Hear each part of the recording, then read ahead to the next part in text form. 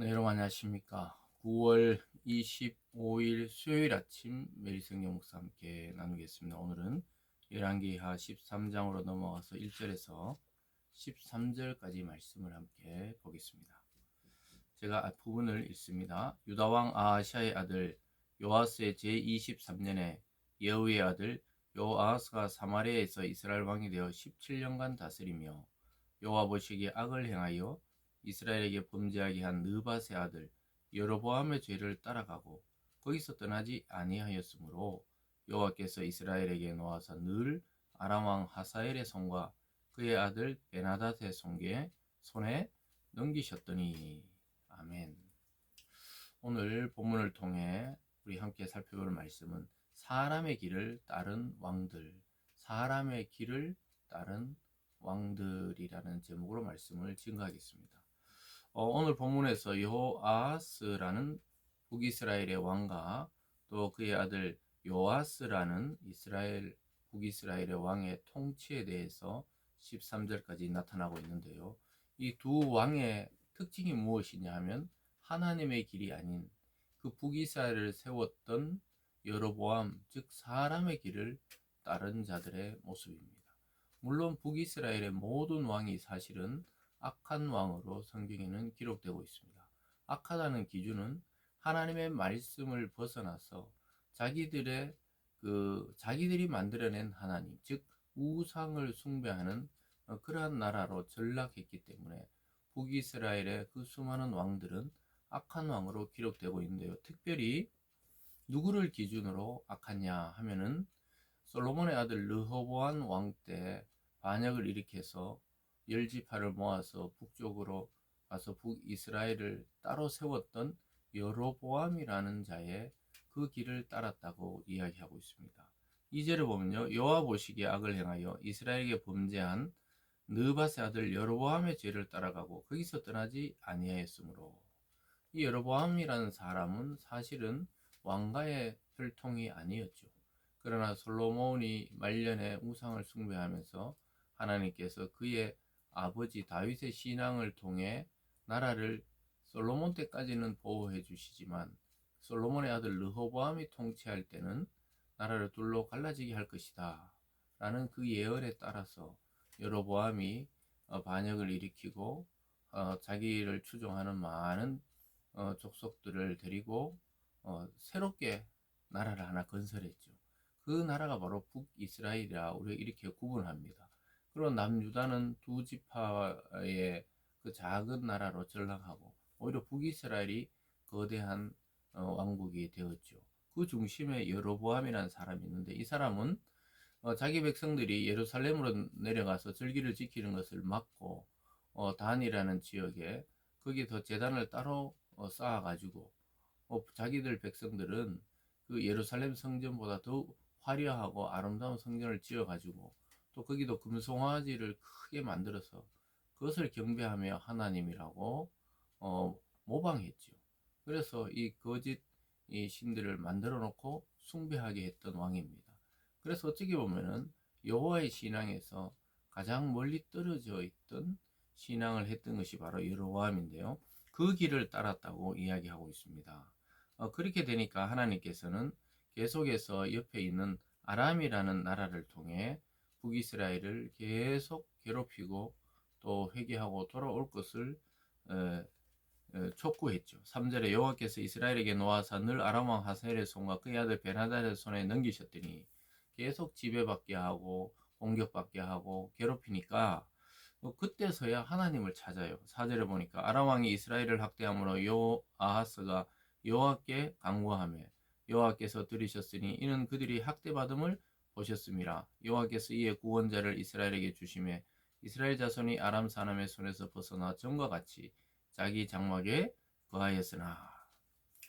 아람 왕이 쳐들어와서 괴롭히니까 여호아하스 왕이 또 급하니까 하나님을 찾아요. 그러니까 이 사람이 전혀 여호와의 신앙을 모르는 사람이 아니에요. 그런데 급할 때 하나님을 찾으니까 또 하나님은 긍휼히 여기셔서 구원자를 보내서 그들을 구원하시고 아람으로부터 보호하셨어요. 보호하자마자 그들은 여전히 하나님보다는 여로보암의 길을 또 따랐다고 이야기합니다. 5절에 보면요. 6절에 보면요. 그들이 이스라엘에게 범죄하게 한 여로보암의 집의 죄에서 떠나지 아니하고 그 안에서 따라 행하며 또 사마리아의 아세라 목상을 그냥 두었더라.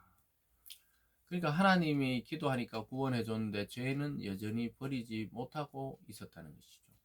그래서 이들이 참 죄를 끊어버린다는 게 얼마나 어려운지를 잘 보여주고 있습니다. 북이스라엘은 결국은 이 남유다보다 훨씬 큰 나라였지만 결국은 남유다보다 훨씬 일찍 멸망에 이르게 된 이유가 무엇입니까?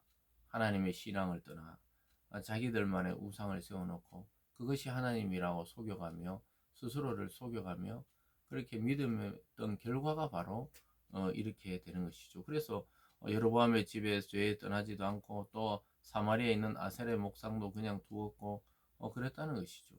그래서 하나님께서 또 아람 왕을 들어서 또 계속 괴롭히시고 그래서 계속 돌아오도록 촉구하시고 이것이 반복되는 것이 북이스라엘의 모습입니다. 결국은 사람의 길을 따라가고 또 자기 조상의 길을 따라갔던 사람들은 결국은 여호와의 신앙에서 벗어나고 멀어지고 멸망하고 말았던 것입니다. 오늘 이 아침에 이 말씀을 통해 우리가 생각해 볼 수 있는 것은 이 세상에는 수많은 길이 있습니다. 또 그 길이 굉장히 맞아 보이고 아름다워 보입니다. 그리고 우리 앞서 갔던 사람들의 길이 굉장히 좋아 보이는 길들도 많습니다. 근데 여러분, 우리가 성경에 이 빗대어서 잠시 묵상해 볼 것은 과연 인간이 태어나서 정말 올바르고 선한 길이 무엇이라고 우리 확신할 수 있습니까? 확신할 수 없는데요. 오직 여호와께서 제시하신 하나님께서 제시하신 인간의 길, 그 길이 참된 것이죠. 왜냐하면 우리를 창조하시고 만드시고 누구보다 우리를 잘 아시는 분이 하나님이십니다. 그래서 그 인생의 설계도 또 인생의 사용 설명서가 바로 성경이죠. 이 성경을 가까이 하지 않고 이것을 묵상하지 아니하고 신앙의 길을 간다. 인간의 올바른 길을 간다. 그것은 다 궤도에서 벗어난 열차와 같이 언젠가는 전복되고 또 멸망하고 마는 것입니다. 그래서 우리가 어리석어 보이고 남들 보기에 답답해 보여도 우린 다시 늘 성경으로 돌아가서 나의 현재 위치와 또 신앙의 어떤 우리가 올바른가 또 그릇됨을 점검하지 않는다면 언제든지 우리는 이 사람의 길, 즉 사람들이 자꾸 인정하는 길로 가게 되고 하나님과는 멀어지는 길을 가게 된다는 것이죠. 사람들 보기에 북이스라엘은 굉장한 나라였고 멋있고 또 화려해 보였습니다. 근데 하나님 보시기에는 오히려 다윗의 길을 따랐던 그 작은 나라 남유다를 더 눈여겨보셨다는 사실을 기억할 필요가 있죠.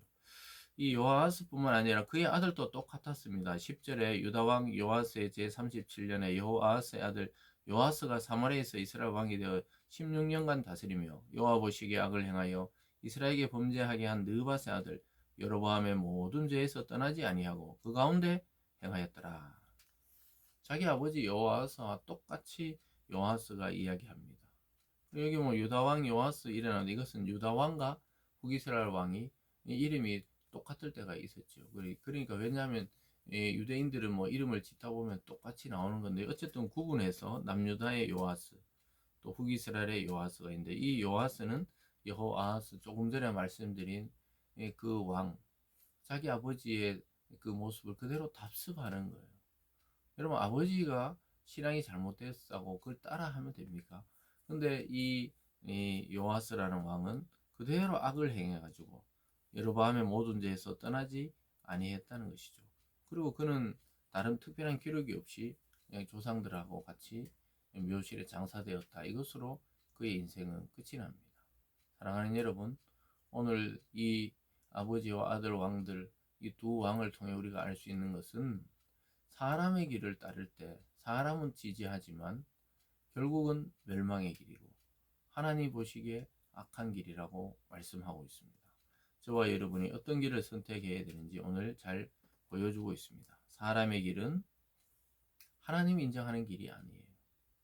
이 참 놀랍게도 하나님의 길은 사람이 잘 인정하지 않지만 영원한 길입니다. 하나님과의 관계 회복에 집중해야 되는 때가 우리가 오늘 살아가는 우리들의 시대입니다. 그래서 저와 여러분 모두 하나님과 관계를 다시 점검하고 회복하고 집중하는 그런 하루가 되기를 바랍니다. 기도하겠습니다. 사랑의 하나님 아버지, 우리는 인간관계에 너무나 많은 신경을 쓰면서도 하나님과 관계에서는 어떤 상태인지를 잘 모르고 하루하루 살아갈 때가 많았습니다. 그 죄를 용서하여 주시고 오늘 이 아침 하나님과의 관계에서 말씀과 성령으로 우리를 바르게 인도해 주셔서 우리의 인생이 헛된 삶으로 끝나지 않도록 우리 모든 성도님들의 삶을 붙들어 주시옵소서. 감사드리며 예수님 이름으로 기도드리옵나이다. 아멘.